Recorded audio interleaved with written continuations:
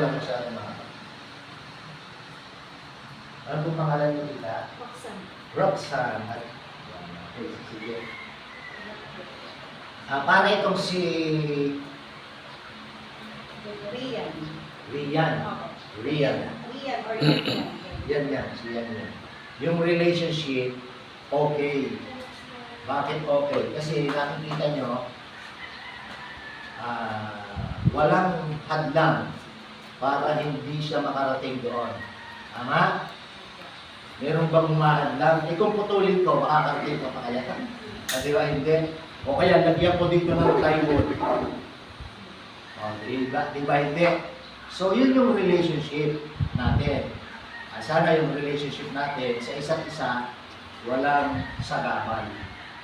Walang humahadlang sa kaligayahan mo. Alam mo ba,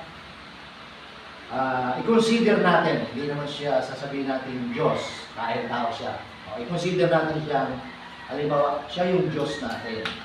Diyos Ama. Mayroon lang isang Diyos. Tama? Ilan ba ang Diyos? Isa lang, di ba? Ito yung nilikha niya. Ano yung nilikha niya? Tao. Si ate tao. Mukha ko siya tao? Siyempre, di ba? Joke lang natin ha. Yan.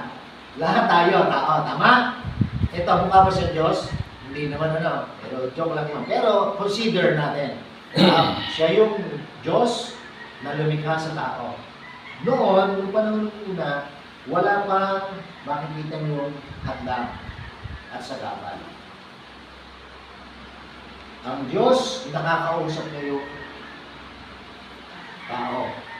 Aring si Rian. Yan. Yan na lang. Yan na lang. Kahirang receiver ni brother. Si Yan na lang. Para mabilis tandaan. Si Yan ay nakakalapit sa tita niya directly. Kasi wala silang away. Walang pumapagitan na hadlang sa kanilang relasyon.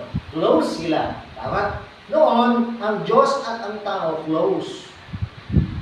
Tama? Naniniwala ba kayo doon? Na ang Diyos at ang tao ay naging close noon, pero hindi na ngayon. Di ba? Pero salamat, kayo'y close pa, di ba? May tita ka pa. O pag hindi na, wala ka ng tita, galit-galit na doon kayo. Pero noon, ang relation ng tao at ng Diyos, nakakausap niya. At malaya siyang nakalalapit sa tao o ang tao nakalalapit sa Diyos. Therefore, yung privilege na yon, yung pagkakataon na makalapit, anytime kung anumang bagay ang hingin niya, may bibigay. Kasi close eh. Subukan mong malayo, meron ka bang makikita pag malayo? Hindi simple, malapit, makatutulong sa iyo. So, ang tao, nakalalapit sa Diyos. Pero mayroong isang masamang balita na dumating. Doon na ating Panginoon. Mayroong humadlang sa kanilang relasyon. Sa palagay niyo, ano ang humadlang sa magandang relasyon ng Diyos at ng tao na dati napakaganda? Sige nga, mag-isip kayo, ano ang humadlang? Ano ang naging gusto ng tao at ng Diyos? Sige nga po, any idea? May problema ba tayo sa Diyos?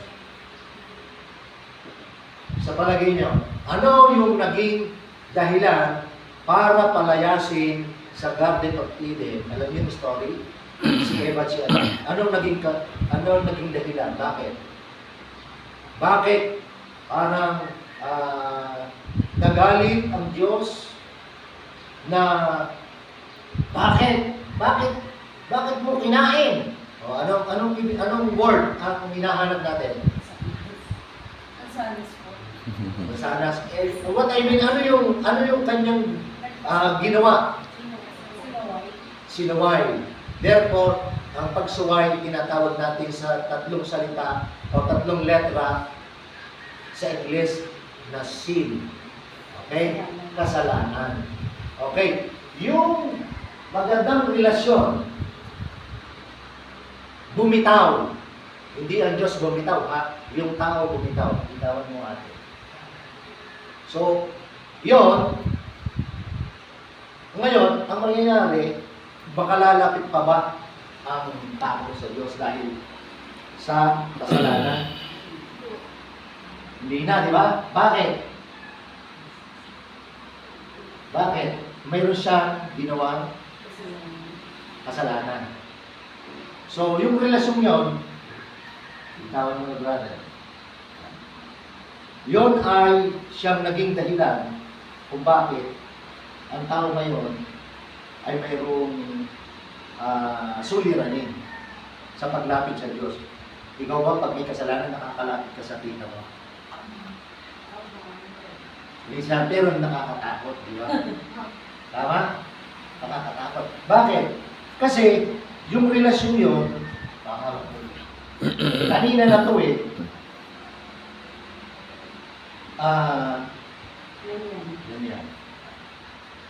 Naputol ng kasalanan, nagkasala. Yan lang.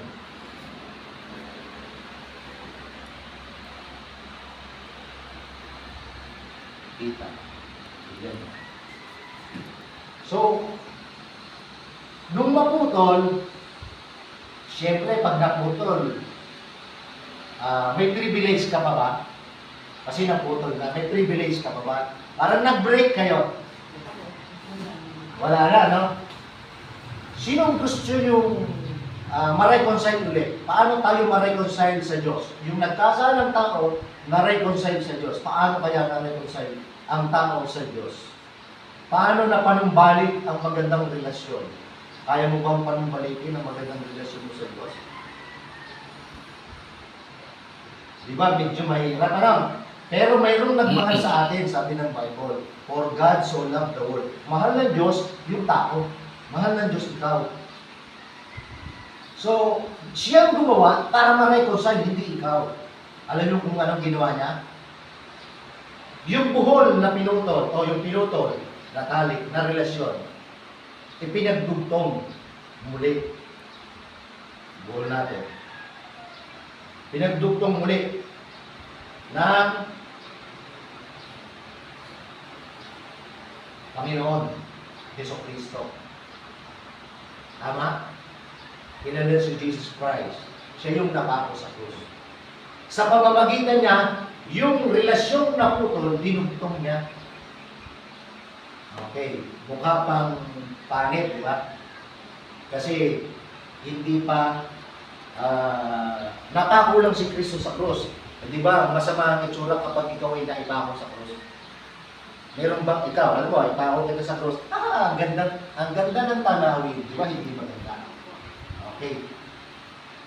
Namatay si Kristo sa krus dahil mahal ka. Ngayon, after 3 days, nabuhay siyang muli. Para yung kasalanan mo, bayaran niya sa krus ng Kalbaryo.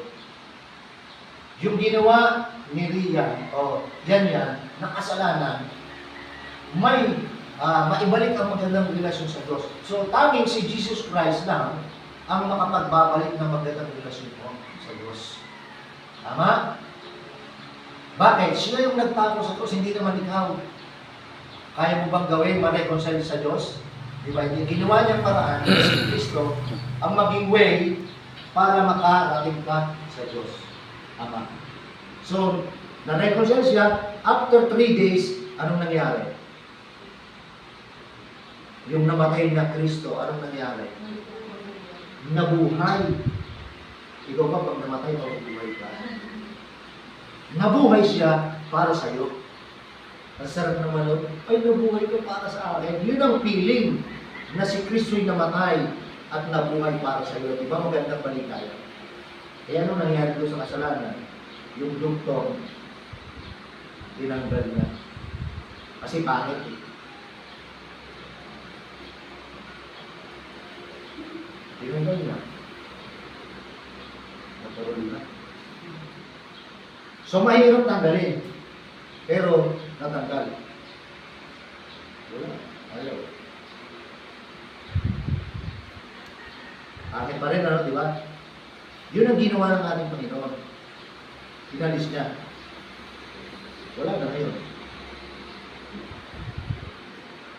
Ang tao, pwede nang lumapit sa Diyos. through Jesus Christ. Nireconcile kasi ng ating Panginoon yung relasyon na sila. So, tinuturo natin na makararating ka lang sa langit sa pamamagitan ng ating Panginoon sa Kristo na nagbayad ng ating kasalanan sa krus. Di ba maganda balita? Okay, sige, paano nangyari yun? Imposible, pero nangyari. Di ba? Naputol na dito. Ganun ang ginawa ng Panginoon sa akin. Salamat po.